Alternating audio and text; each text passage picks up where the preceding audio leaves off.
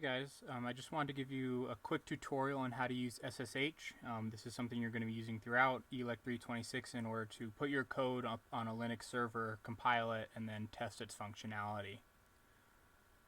So for 326 we use something called the clear Linux server. So this is just a computer that you're going to log in through a terminal.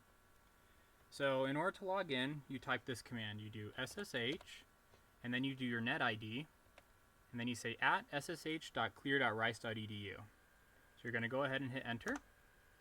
And the first time you log in, it's going to give you this fingerprint.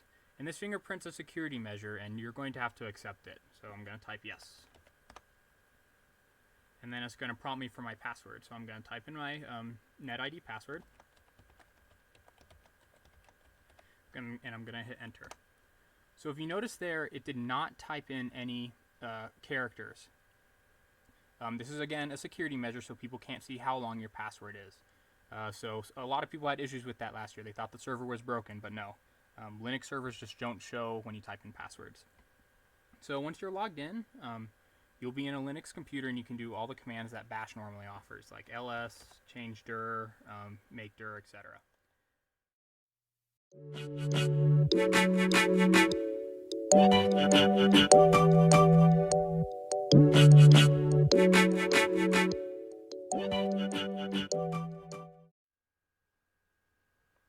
Okay, now we're going to go over SCP, which stands for Secure Copy.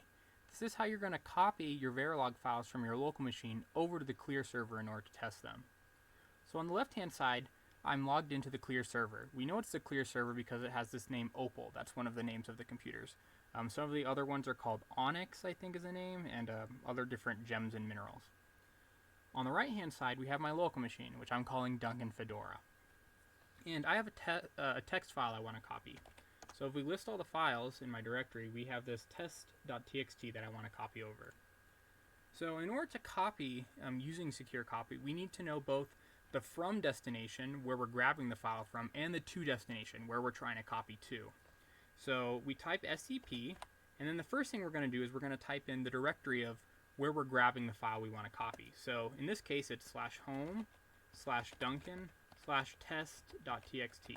So that's the file path for the thing I want to copy. Now, copying to the Clear server is a little bit difficult.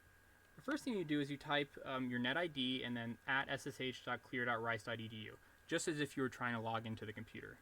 The next thing you need to do is you need to type in a colon, and then you need to give the directory of the Clear Linux server where your files are located. And that's a little bit difficult to find.